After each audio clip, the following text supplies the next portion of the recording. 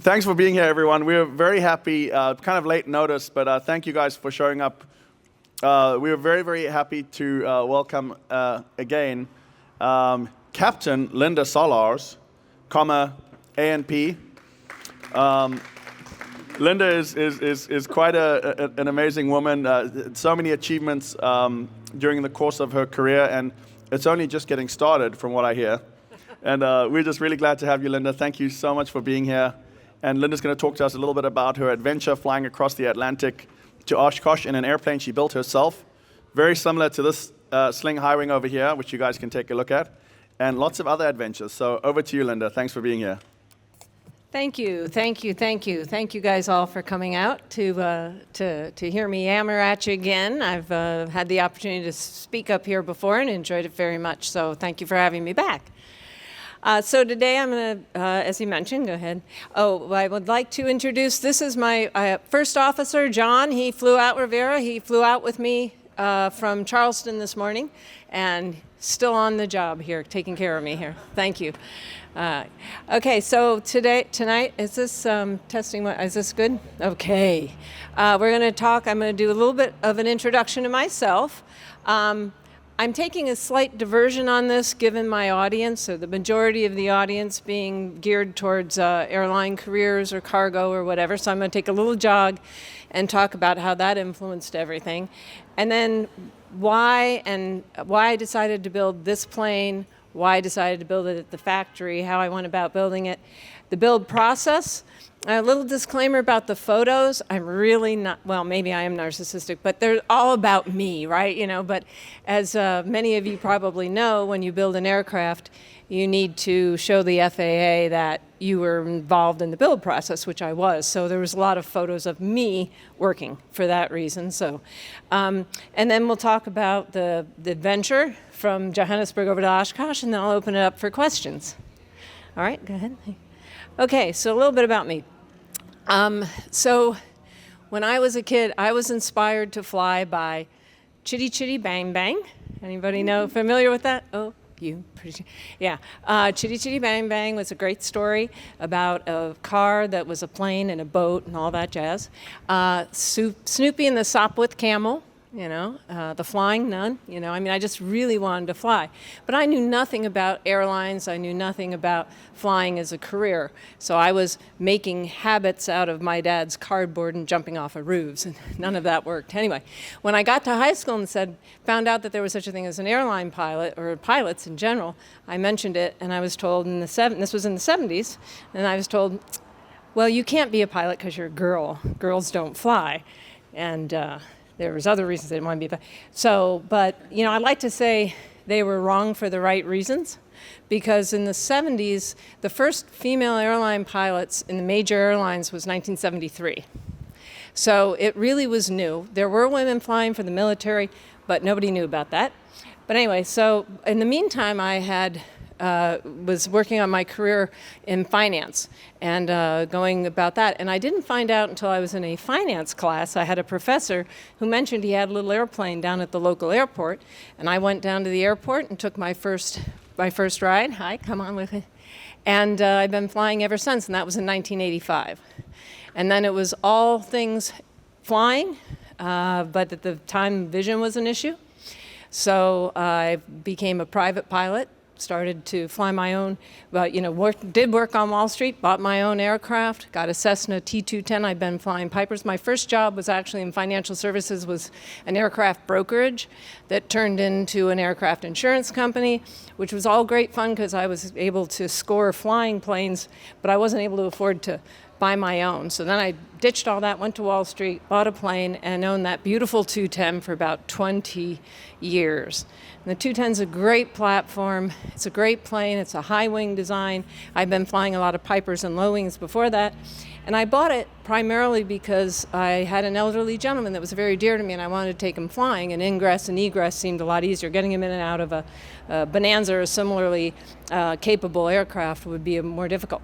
So anyway, that's how I got onto the 210, but owning a 210 is a very expensive proposition, which wasn't too bad because I was making a lot of money at the time. So the fact that I was spending a fortune maintaining my plane was okay, but As you will see in the course of this presentation, I'm all about options, right? And I knew that if I wanted to always have this wonderful toy, I was either going to have to make a lot of money to maintain it, which was okay because I was making a lot of money, having fun, or I was going to have to find a more affordable way to maintain it. And even just not getting ripped off was important because I thought that was happening, and then I found out it really was. So I anticipated that. So I took a little sabbatical from my finance career and went and got my airframe power plant mechanics license because I'm all about options. So then I'm like, well, if I ever don't want to make a lot of money, then I can do that. You know, I can quit and I can still maintain my airplane. And it turned out that was an extremely wise choice. You know, my mother once said to me, the only thing that nobody can ever take away from you is your education. And it is so true. But armed with that, in the 80s when I realized that flying was a great thing, that the fact that I was female wasn't a problem, my vision was an issue because it was 20/80 correctable to 20/20. As you guys know, and if you may not know this, here's a little important fact I want you to remember.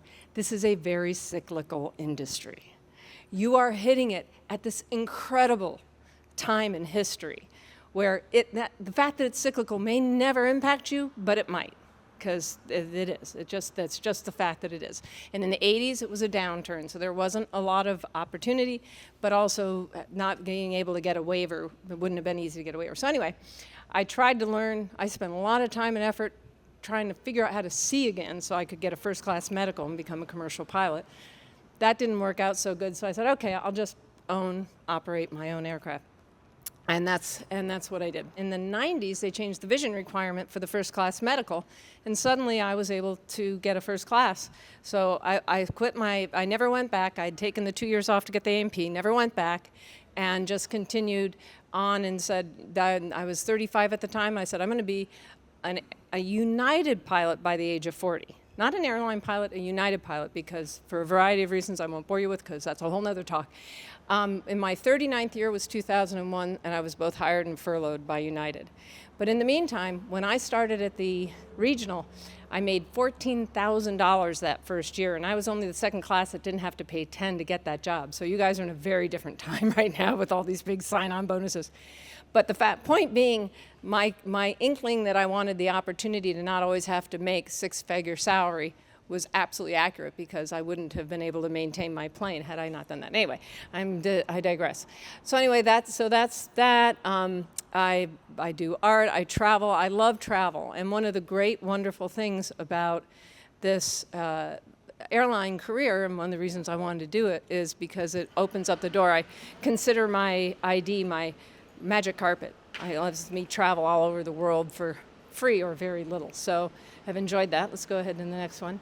Okay, so this is where I'm taking a little diversion here to talk a little bit more about airlines/cargo, 91, 121, whatever you want to do. I think the majority of folks, anybody here want to go to an airline? Yeah, okay. And cargo is great, and it's very well paid, and a lot of people love cargo. For a whole host of reasons, but you need to kind of understand your constitution, and I know I'm not good at flying red eyes and all night long and stuff like that, so I focus towards airlines. So I'm going to talk specifically about airlines because that's what I'm qualified. When choosing an airline, you want to think obviously about the bases, where they are, where you want to be. The type of flying, international, domestic, things like that, the type of planes you're going to fly. In this country, the bigger the plane, the bigger the salary. Other countries, it's not quite so much like that. The destinations and the overnights. And work rules rule, and I mean that sincerely. And I put a copy of my current schedule here just to prove the point, okay? What you see here, I spent about 4.5 months over a 9-month period, actually probably more than that, but I was 4.5 months over a 9-month period to build this airplane over in South Africa and fly it across. And I went on United I went over there on United every time. And so a lot of people, airline pilots, bid the same trips that they're due. So I see a lot of the same pilots over and over again. And they'd be like, you're going again? How long are you going for this time? A month and a half, 3 weeks. They're like, how do you get all this time off? I'm like, swap, drop, and trade. Can't you do that at United? They're like, no. So apparently, from what I'm told at United and Delta and American, it's not quite so easy. And all that time, only once did I phone a friend and ask them to pick up a trip for me. Only once. And every other time, I just manipulated my schedule. And the senior you are, the the easier it is to do that. However, to be frank, I'm not like 27%, so I'm not that senior as a captain as I was in the first officer world. So this is just an example. Here we are today. My first officer and I went down to Sarasota. Here's our pairing. Went to Sarasota, back to JFK, and then to Charleston, and then we came out here this morning, and then we leave tomorrow. And that's actually 3 legs. I don't know, when did you ever do 3 legs at JetBlue? There are not a lot of 3-leg days. JetBlue is kind of a one and done kind of place. It's either day turns or one and done. And I mention that because we have a lot of new folks, and some go to other majors, and a lot of the guys who stay, and I say, why are you staying with JetBlue? And they say, because I like the way your pairings are constructed. So like there's all these little details. You guys have the luxury. When I was looking, maybe not so much you, but when I was looking, it was, that you didn't have the luxury to be that picky. So if you like to do multiple legs, great, find a flight and done and done. And then look at these destinations. All I bid was for this time off. I didn't care where they sent me, but look where they're sending me. Cartagena, Curacao, Los Cabos, San Juan, Aruba, Barbados. It's not a bad life. And all of those are like 24 hours with parasol drinks, and back we go. So, keep this in mind when you're looking into your airlines. And then the way that the pairings are constructed. Okay, great. So at the end, if we have more questions about that.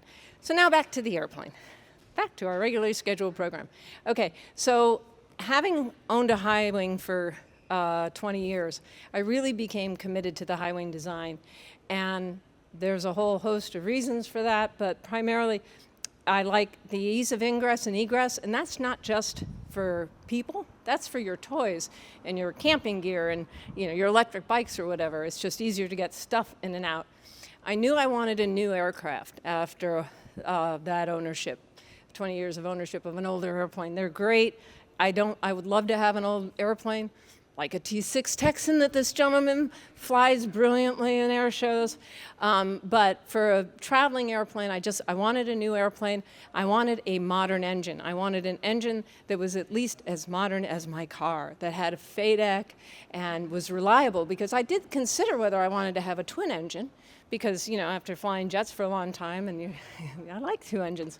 But if I'm going to have only one engine, it's going to be reliable, it's going to be modern. And I put a parachute in, but that's another story. And I wanted modern avionics. I wanted a nice modern avionics stack. I had to have robust performance. I wanted to be able to carry 4 full-size adults and stuff. I mean, look at how much I brought just for tonight. I mean, I just carry way too much to have a small airplane, incapable airplane. I wanted a quality aircraft, so I wanted it to be affordable to own and operate into my retirement. Next slide. And so I looked at a lot of different airplanes. I visited a lot of factories, I did a lot of test flights, and I came across Sling in 2016 at Sun and Fun, and flew it for the first time, and loved the design. I had decided that the Rotax, my research had indicated that if I wanted the most reliable aircraft engine, that would be a Rotax at that point in time. And here was a manufacturer who built the plane around the engine, designed by a guy who was a Rotax dealer, and said, gee, if I make planes, I can sell more airplanes. Make planes, I could sell more engines. So he started with the plane, and the engine, he built the plane around it, and that was good. And he built a strong, sturdy plane, and Sling has proved this time and time again with their testing and the adventures that they've done. I wanted a good, strong plane. And so everything was, and I actually came close to buying a TSI a few years back. But the problem is they put the wings on the wrong side of the fuselage, I mean, birds have wings on the top. I mean, think about it. Nature knows what she's doing. So fast forward, so I held off. I looked and looked. And I just thought, you know what? I have some time before retirement. This is a really good idea. And there's a bunch of us retiring baby boomers. Other people are going to figure this out. And somebody will come up with my dream airplane. And sure enough, in January of 2019, I heard the rumor that Sling was going to make a high wing. And from that point on, I was trying to stuff money down their throats because I knew instantly it was my plane. So then the question remained, where was I going to build it and how? And so, as most of you know here, you can build it on your own. You can buy a kit. You can build it from a kit that's a quick build kit where the manufacturer does some of it for you, or you can do some build assist like we have here at Sling in Torrance, or you can do a factory assist. And that was what I chose to do, was the factory assist. And the reason being is that because I recognized this instantly and put my money down, it turned out I had the great good honor of being first in line to build the aircraft. So especially with all the shipping issues with COVID, there was concern that if something didn't fit quite right, it would take months to get a new part. And so I just decided the best bet was to go to the factory. Plus, it's a lot of fun, and I love adventure, right? Go ahead. So that's what I decided to do. And then at the factory, I built it from a flat box. So when you see the kits here, they come from as a quick build with some of the sub-assemblies already done. I didn't do that. Everything started with me in a flat box. Go ahead. And you can see, and one of the things that's kind of cool is that because some people might buy the empennage first and something else first, they provide the hardware specifically for that assembly. Just showing people what the manuals look like. Again, for a lot of the folks here, you've seen this. So then we would open up the box, take the inventory, pull the plastic off, and then go to the dimple and anodyne phase. Here in the factory, it's great because it's very easy. They have all the baths set up. We would do that. Okay, go ahead. Do all the sub-assemblies, rivet it together. There's my husband. He was very helpful. I don't like to put a power tool in his hands. But he was very helpful for a while. And then he sashayed to the more of a support role of taking photos and cooking and doing the laundry. And oh God, I love him. He's so supportive. He was there every step of the way. Go ahead. And then there's, I'm going to talk a little bit more. One of the things that I decided, even before we were sure we were going to do the trip across, but then it became evident we were going to do that, was I wanted to plumb, here I'm plumbing the entire fuel system for ferry tanks. I knew at the beginning that I wanted to be able to take longer trips. So I did that. But here we are just working on the various aspects of it. Okay, the fuel tanks, all that's good. Carry on. And then, so there was a lot of decisions to be made. And here I was at a little bit of a disadvantage because I had sold my 210 about 17 years ago or so. So it had been a long time since I'd flown GA.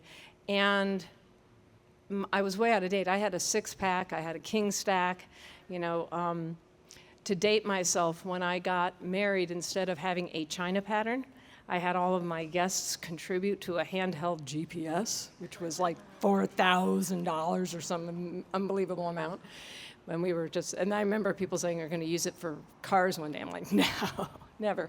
Anyway, so you know, that was there were lots of things that had changed in the time that I had stepped away from general aviation. So I was talking to a lot of people. I was trying to do my research.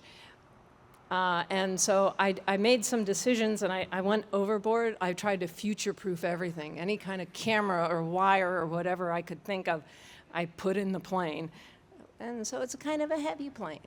But no, it's all worked out great. But I really, it was a bit of a struggle to figure some of this stuff out. But there were some things that I put a camera in on the top, so I have a little taxi cam showing me things. I decided I wanted Behringer brakes. I did a little bit of research, and one of the great things these days, there's so many wonderful folks making various YouTube videos, reviewing products, so I watched a lot of that, and that influenced a lot of my decisions. Midwest panels, you guys probably all know Midwest panel builders. They come out here and they do the panels for folks. Talk about service. They built the panel here, shipped it, and came all the way over to Africa to install it. Now that's service. So I had them come out. And the reason I wanted Midwest is I wanted certain features like backlit panels and some of the stuff. And I wanted good support while I was here in the States. And that worked out well. Then things about like the parachute. And it was an interesting decision. I was kind of hemming and hawing about whether to put the extra weight on. In the high wing, it doesn't interfere with the baggage compartment, so that's good. I didn't have to lose space, but it was weight and so on. And I was thinking about it, and I asked a very dear friend of mine what his thoughts were, and he said, well, it's really simple. How are you going to fly the plane? Are you ever going to fly it at night? And I'm like, well, yeah. You ever going to fly it in IFR? I'm like, yeah. He's like, how are you going to shoot an ILS approach with no engine? I'm like, okay, you got a point. He's like, if you're Day VFR, that's a different story. So that was another thing that I decided, go ahead. And then the hardest part of the whole build was choosing the paint colors.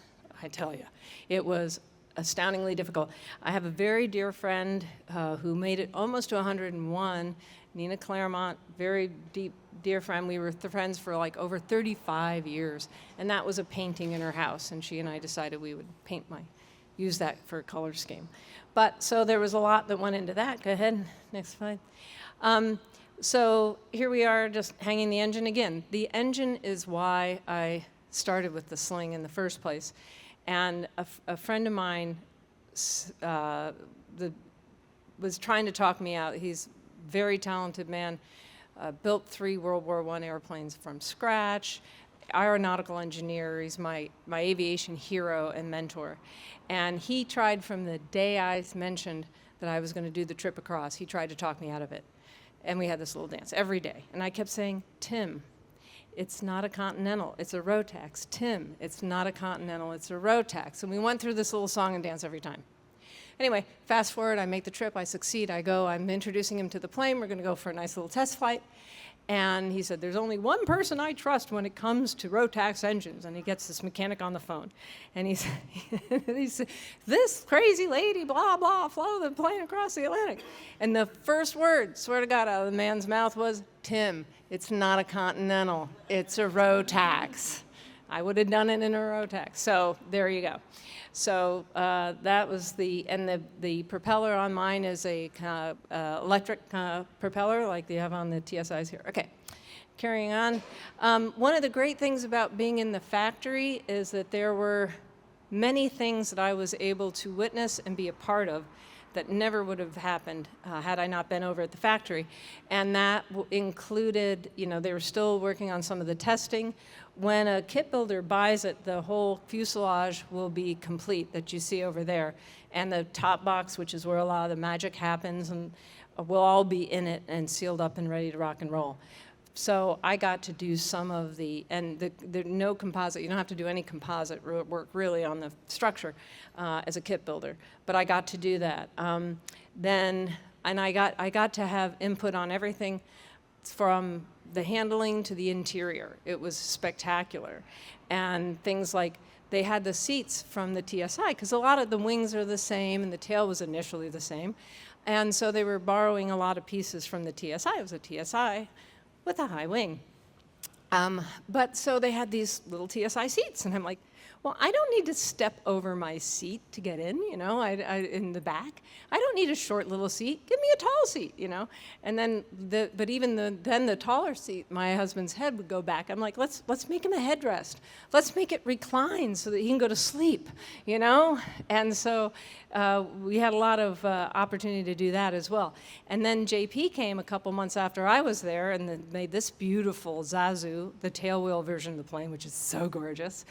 And JP had the advantage. Now, JP was very active flying small planes. So he had spectacular insight and he was a great tailwheel pilot. So there were many things that he was able to contribute, and he backed me up on some of the things that I wanted to do, and so it was great. And I really honestly believe it's a better product because of the input JP and I had the opportunity to make being over there in the factory.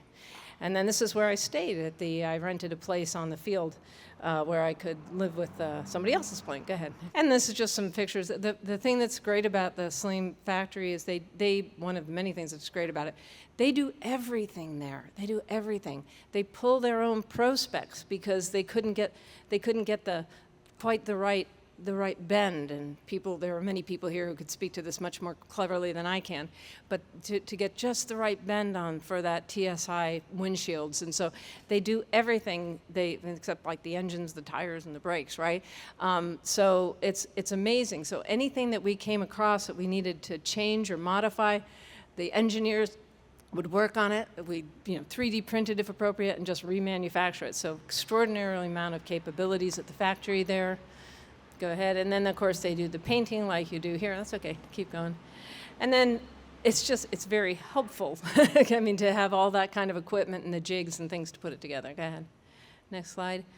So there were lots and lots of people who went into helping make this happen, and they're just incredible. And Sling as you guys know, it's a family here. It's a family amongst the owners. It's a family at the factory. It's really an incredibly dedicated people. And in the last few days, when there was the push to get out the door with all 3 airplanes, because we had mine was ahead, JP's, and then the prototype, they redid a lot of for that. So it was just all hands on deck. It was an incredible thing to witness. And one of the great things about that was that they had a lot of the engineers were outside helping build, which is great. I mean, as a mechanic, and especially working on the 210, I'm like, I wish the engineer had to try to fix this. Well, frankly, I don't think they ever thought the 210s would last this long. I thought that, it would be like a car, you get a new one, right? But so the engineers really learned a lot too in the process. It was great. Go ahead. Okay, so then the question was, how are we going to get the plane back? And the shipping, because of all the stuff at the harbor here, the original plan was to build it there, take the wings off, ship it here, and put it back together right here in this very location in Torrance. But the shipping with all the things was going to be, 6 months or something they were anticipating. So the shipping was going to be a long time, not to mention the expense of it had gone up quite a bit. So then they thought, well, what about flying it? And it's got wings, it's a plane, let's fly it. And 2 years ago, in 2021, the intention was to fly the prototype high wing, and they couldn't make it happen because of all of the restrictions. You had to 2 weeks here and 2 weeks there and 2 weeks the other place. So the thought was, you know what, let's do it big this time. Let's go ahead and take 3 of them all together. The next slide. And so it would be, this is the crew, the original crew. So there's JP, the owner builder of that aircraft. There's James Pittman, one of the principals of Sling over in the factory in South Africa. There's William, which is who's a photographer and a buddy of JP's who came along to help him film and such. And then Matt Cohen, an incredible, amazing individual who we call the Bulldog. He just got stuff done all the time. He was great, a dear friend of James and the whole clan. And there's Mike Blythe, who is the designer and the builder of the aircraft. So Mike flew with me. Matt and James flew together, and JP and William for most of the trip. And there we are, we had arrived. Okay, go ahead, we'll keep going. And then, because of the nature of JP's and William's visas, they couldn't actually crew their own aircraft into the States. So we had Gabriel Rubin came along, one of the other captains at JetBlue, came to help save the day. And this is Garrett. Garrett Sutton is one of the 17 kids who built a Sling 2 place in Naples for the Naples Youth Aviation Project. Yeah, entirely privately funded group, that are my local EAA chapter in Naples, inspired, put together Joan and Bob Zaleski, who were 2 the people who built one of the first Sling 2s. Anyway, it's a great, great program. The plane is flying. It's getting the 40 hours flown off it. Then they'll sell it, buy another one, and do it again for the next batch of kids. And some of these will be mentors for the next one. So Garrett came along to help. And of course, Jess and Matt Todden from the Sling Academy, who came with me and did some spectacular videos of the journey from NASA up to Oshkosh. So Sling has a real pedigree of trips of this nature. The first Sling Prototype 2, I believe, had, 6 hours on it when they flew it? Is that true? 6 hours when they flew it across to Oshkosh, right?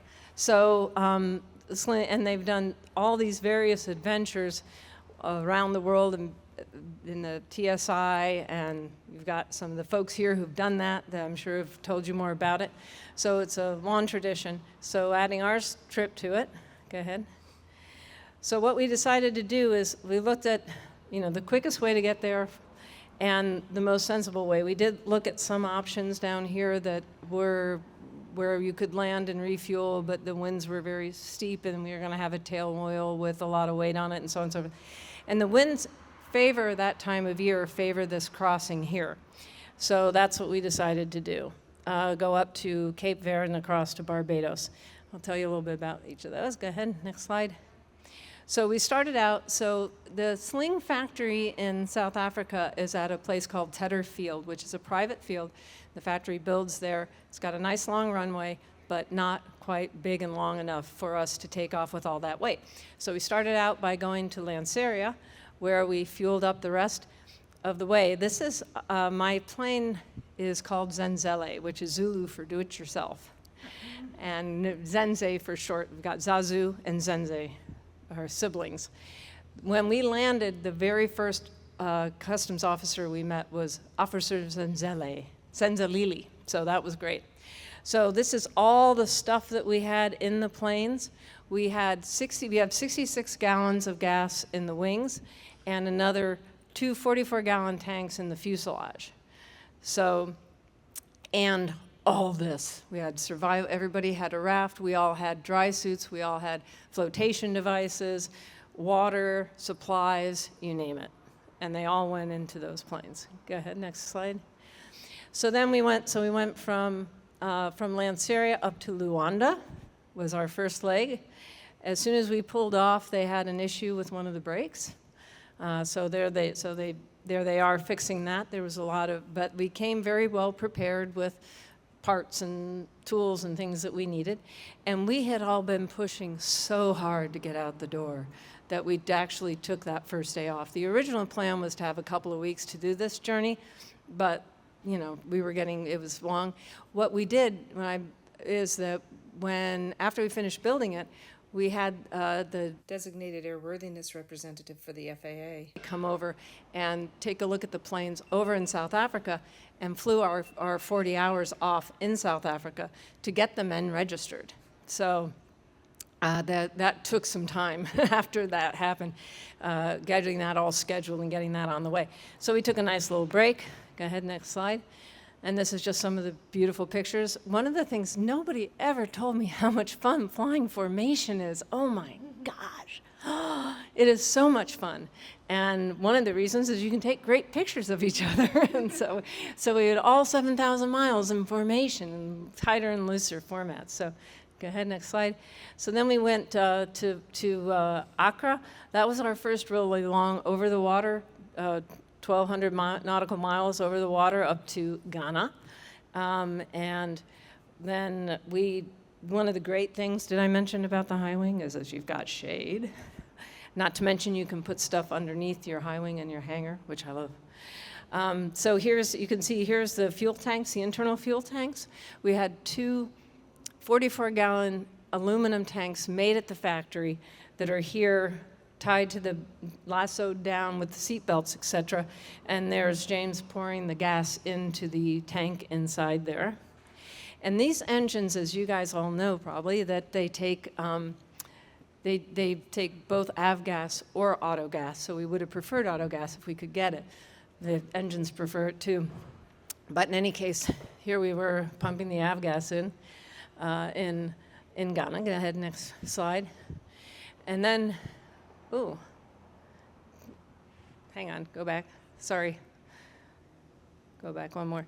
When we were in Ghana, I forgot to mention we had a little bit of an issue because the folks in Ghana had not renewed their insurance and whatnot. So it took us an extra day to get fueled in Ghana. And we had to get an indemnification and stuff like that. So we lost another day there but we got it going. Okay, sorry, go ahead. And then to Praia. So this was around Praia and Cape Verde. We knew when we left they didn't have fuel, but we had to sort out how to get that done. So the next day, as soon as we landed, all of us went to the a hotel, except for Matt, the bulldog. He got in a cab and he started sorting out everything. There's all these things. We did have people, we had handlers trying to help us with permissions and fuel and such, but it didn't all go quite the way we had hoped. So Matt went and sorted it all out. And the next day, it took us 9 hours. We got the fuel tanks. They had oil in them. We had to clean them. We got fuel at the local Shell station and had to go back and forth and back and forth and back and forth because it's a 44-gallon drum, so I told you how much fuel we take. So that was a 9-hour adventure. But we got it done. It was great fun. Next thing. And then we had some issues figuring out where we were taking on water and such in one of the adventures. Here we are getting ready to leave first thing in the morning. There's a lot of filing of flight plans. I'm not talking about that a lot because thankfully I had other people doing that. James, and then when we got to the States, JP were taking care of a lot of that, so it was easier for me. Go ahead, next slide. And then we did our Atlantic crossing, so that's 2,100 nautical miles. It took us 14 and a half hours, and we had 17 and a half hours of fuel. If you look at this picture here, you can see this ring is actually sort of a conservative view of how much fuel I had. So you can see that's where we were landing, and we still had plenty of reserve. So that was easy. The winds were in our favor. We were between 6 and 12.5 about, just wherever the winds were the best. And a lot of people were like, weren't you scared? And, a lot of people were very concerned for us. But, they've accused me of being brave. But, courage is if you're frightened to do something and you do it anyway, right? And I was never scared. I knew the engine, I knew the plane, I had expert oversight and help and inspections, and so I wasn't scared. So that wasn't like, oh, it's the halfway point, the no turnaround point. No. We had, so go ahead, next one. Oh, and that was a shipping route too. And we did have a very dear friend in South Africa helping us with all the search and rescue, and this was one of her preferred routes because of the shipping and stuff, but that's the only boat I ever saw. Go ahead. And there was an incredible social media following. Not only we had IndigoSat on all of the aircraft that they were kind enough to put on for us, but we all each had our own Garmin InReach. And so on our persons at all times, so that if anything happened, we could be located. But also it has a great feature of being able to text people. So wherever we were, we could stay in contact with the folks on the ground. And there was a whole team of people back at the factory in South Africa watching us every step of the way, watching the weather, sending us information. So we had a lot of support. And then we landed in Barbados. Sweet land. And what was terrific, you see here, there were some folks who were following us on all of the social media, and they're like, they're going to Barbados. They're going to Barbados. Let's go out to the air. So they ran around and got a flag and dominoes and all the kinds of stuff to welcome us and ran out to the airport. We pull in, and we see this little team, this team of gentlemen coming out with their masks at the time and their vests, and uh-oh, what do we do? And they're like, welcome to Barbados! It was just terrific. We had a great time. And I've since gone back on the overnights to Barbados and met up again. So it was just terrific. Go ahead, next slide. Unfortunately, in Barbados, we lost Mike from the journey because he couldn't get his interview to get into the United States. So he headed back to Europe, and that's where we went to Nassau. I went to Nassau with William, who it was great because he was able to take tremendous shots of JP JP and his plane from my plane. And then when we got to Nassau, we met up with the Toddens, with Matt and Jess, which I'm sure many of you know, and they came out to help us out and to film it. And we had to take the fuel tanks out because we only had room for 2 people, and then we took the fuel tanks out. Anyway, all that happened. So we all met up there, and then we did the one hop, and JP and William went commercially over to Fort Lauderdale, and we just did the hop. The rest of us did the hop over to FXE. Okay, next slide. And that was a 10-hour, the Barbados up to Nassau was 10 and a half hours in and of itself. So then we went to FXE, and met up with William and JP and continued on. And the weather was just closing in. And a buddy of mine came and helped he picked up my ferry tanks and took them to another friend's house, hangar for storage, which was great because we just made it out of FXE before they closed the whole airport for the storms. Next slide. And then we got as far as Bainbridge, Georgia, and we put down there, waited for some storms to pass, and had a few more repairs to do on the prototype. Had some issues, but no problem. We got it all taken care of. Continued on our way. And then we were going into Louisville, and it was great because this gentleman here had texted me previously and said, oh, come to Louisville, we'll put you up or whatever. And I'm like, we didn't know where we were going. We were just going as straight towards Oshkosh as we could get. We had big plans to go to North Carolina. We had all kinds of plans, but when push came to shove, it was just as quick as we could get there. So he was watching us on our satellites. He's like, they're going to Louisville, they're going to Louisville. So he came out and met us at the field. And then as soon as I landed, I got a text from another friend who said, hey, here's the key code to my apartment. You can go stay there. I noticed you just landed in Louisville, so it was just terrific. And then my plane had a little bit of issue with the air controlling system, so we had a few more repairs. We tried to get out of Louisville to get to Oshkosh, and that's what we were facing. So we went up, we tried. We made a valiant effort, but we had to turn around, come back, and land and wait for the storm to pass, which sadly meant they had a big reception plan for us at Boeing Plaza. We were already 3 days late or whatever, but they had a big reception plan. Unfortunately, we missed that, but we still made it. Go ahead to the next slide. Made it later had a great welcome. The South Africans were there, a lot of YAY members, a lot of people came out in force. It was a wonderful time. And we went and talked, we arrived, we talked, we did a lot of presentations and told people all about it.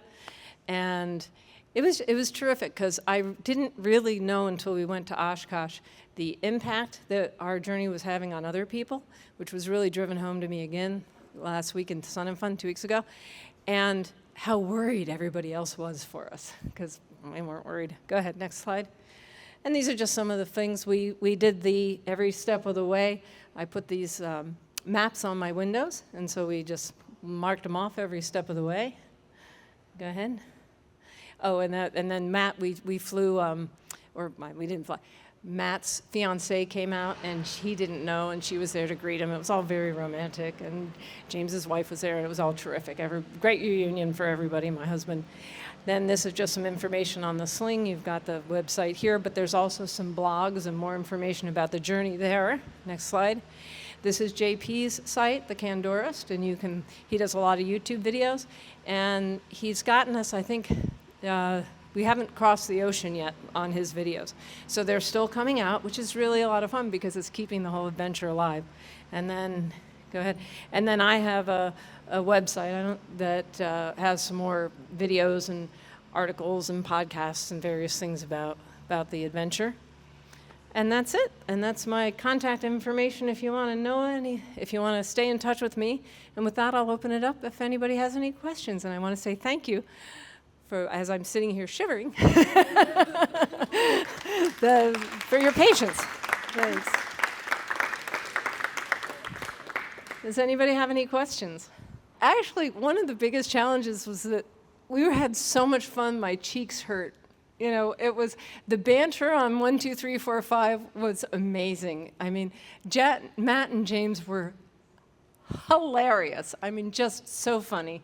And they were pulling practical jokes on JP and I, and we were having fun. When we first departed, I shouldn't tell this story because I'm not proud of it, but we first departed, and I'm an airline pilot. I followed the ball notes on the thing. It says you're supposed to contact somebody when you get to the boundary, and I go and I try to contact somebody when it gets to the boundary.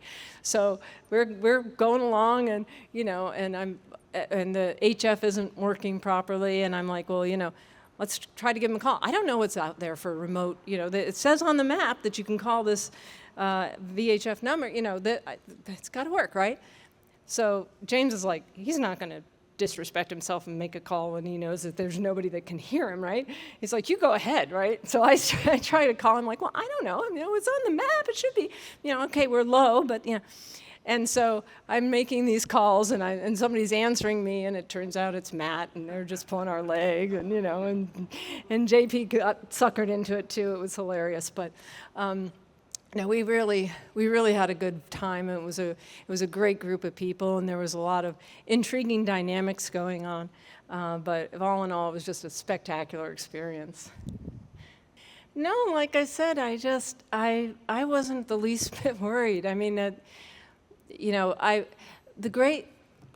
the great good honor of flying with Mike Blythe, the legendary Mike Blythe, the holder of many records for weight shift trikes, the designer of my dream aircraft. I mean, the man is, I was just so thrilled to have him as a captive audience. He could not escape. I'm sure he wishes he could, but he could not escape me and my questions and my yamana. I mean, it was great. And, this was one of his babies, his creation. So I think we were both just intrigued in testing and figuring out what it could do.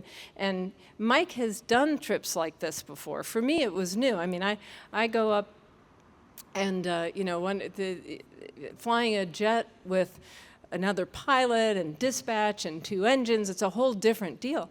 But I had Mike, and he's done this many times, and in trikes and in slings and all other kinds of things. So it might seem a little foolish, but I wasn't the least bit worried. I didn't. Like I said, I trusted the engine, I trusted the airframe. I've had confidence. They were custom built. We built them. The back seats, here's one of the great things, as you can see in the plane over there.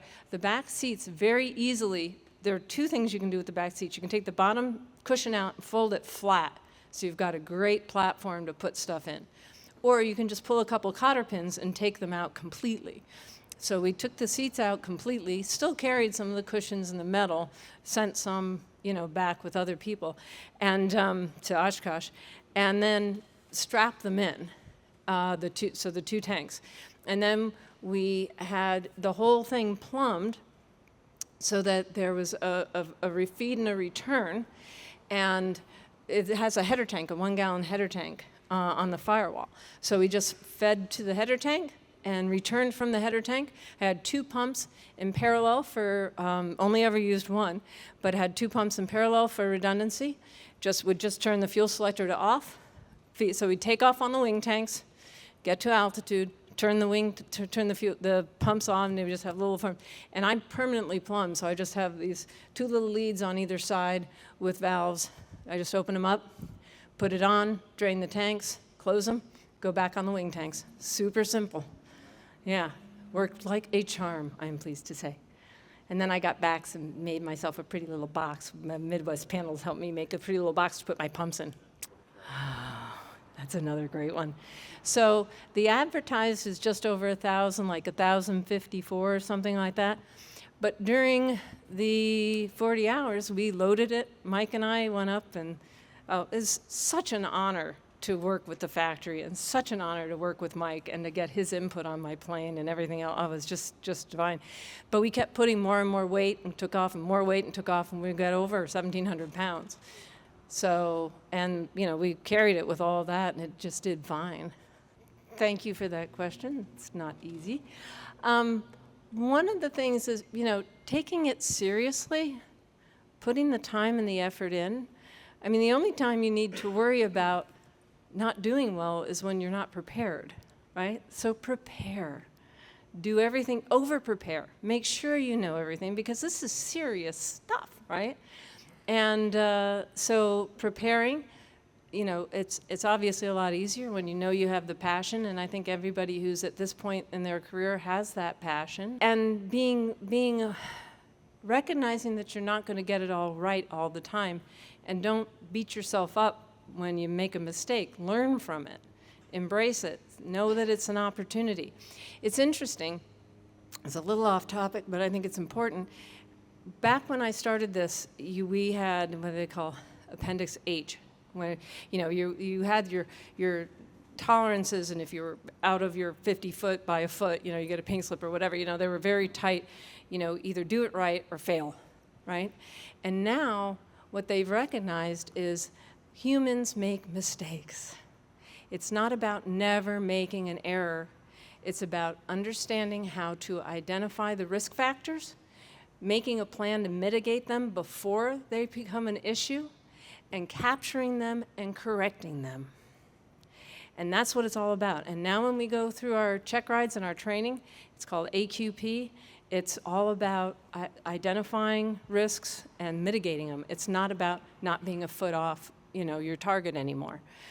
And I think you need to kind of embrace that with yourself too, and just always be willing to identify the root causes, mitigate the risks that you're coming across, and make a plan to overcome them. And just trust in yourself and keep going. And there's a lot of great help in this industry. Pilots are typically very helpful to each other. And I think that's a great thing too, because you have more support than you may realize, both the people who are ahead of you and the people who are next to you. Is that helpful? Is that good? Thank you for asking. Anything else? Well, I don't know that I can answer the today part. What I can tell you is that there's still very rarely any day that goes by that I don't get a comment about being a female pilot or a female captain. Every flight, every location, just about. And that's fine. I mean, it is unusual. We're still a large minority of people. When I upgraded, there were only 1,800 female captains worldwide in major airlines. I don't know what the number is now, but it's still, and so people are unused to it, or not used to it, excuse me. But things have changed substantially since I was, when I started, there would still be, dirty pictures in the oxygen masks and, stuff like that. And that sort of slowed down. And I have to admit, I'm not necessarily, but I worked on the trading floor on Wall Street. I got my A&P and worked on a hangar floor. So when I got onto the airlines, I had such a potty mouth. I mean, it was terrible. And I was just one of the guys, right? And I just fit right in. And, when a cute girl was walking up the stairs, I go, shh, shh. So the first officer would know to look, that kind of stuff. But then I ended up as a chief pilot. And suddenly I realized, I've really got to clean up my act, right? Because I need to present in a way, I can't let people think all the women are going to be okay with this behavior just because I'm a bit crude. So, for me, it was one of my challenges was to become a lady, more when I got in the flight deck. I really had to clean things up.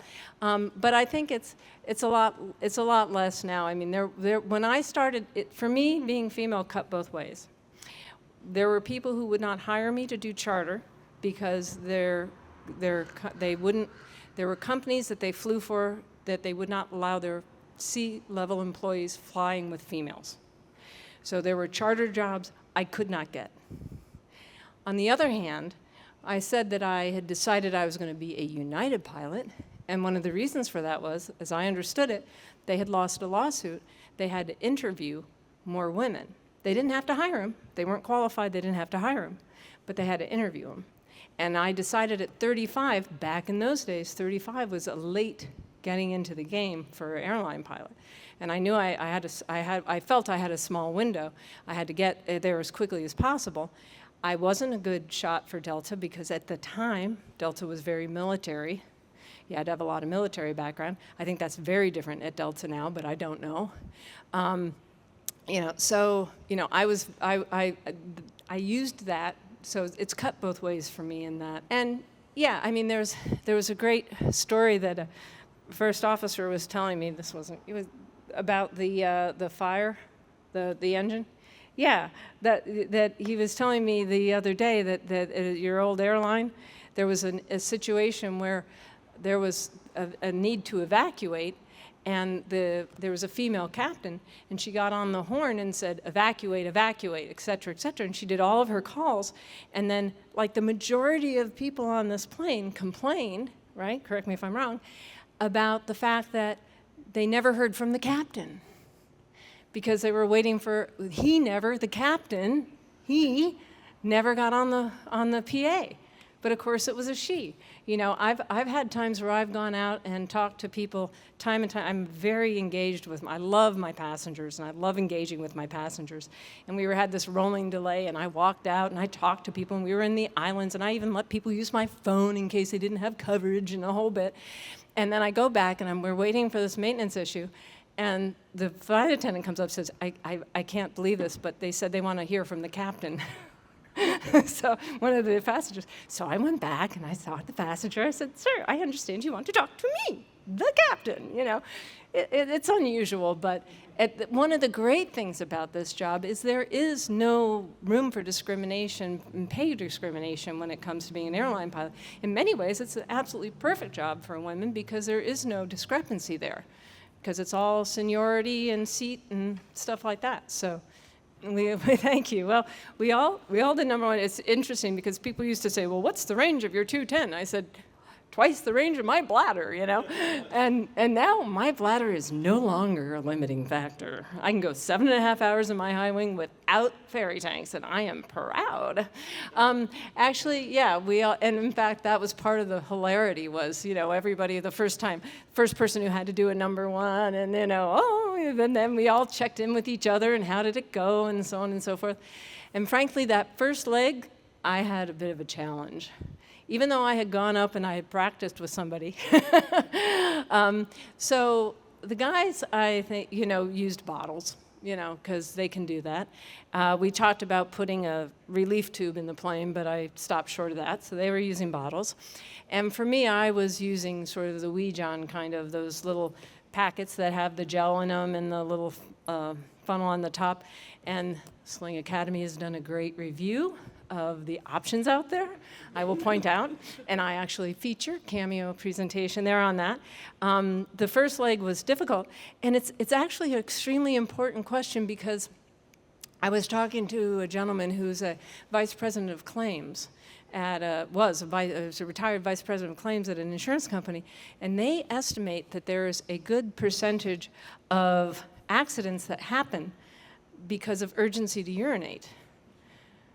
Because there are all these accidents that makes no sense, and it's difficult to identify and prove this, but there's good pilots with poor judgment, and they think it was just last minute needing to get on the ground to urinate. So I think it's a safety issue, which I hadn't really thought about it, but I realized that on that first leg when I was having problems. I don't know if it was stage fright with Mike Blythe, the legend, next to me or whatever, but you know, it took me a while to sort it out. But for me, I just happened to have to figure out how to arrange myself and, you know, sitting backwards in the seat, or do I sit this way, or, you know, whatever. So I think different approaches work for different people, but those are great, and really the Sling Academy did a terrific job of doing a series of tests with the various little Wee-John type things that are out there, and the smell and the drop tests and all kinds of good stuff. So it worked out great. And I get that question a lot. 2,100 nautical miles, 14.5 hours. Yeah, and I'll tell you, the seats are so comfortable in this plane. I could have kept going. It was spectacular. I mean, it really, really was not at all fatiguing. It was great. Thanks again, everybody.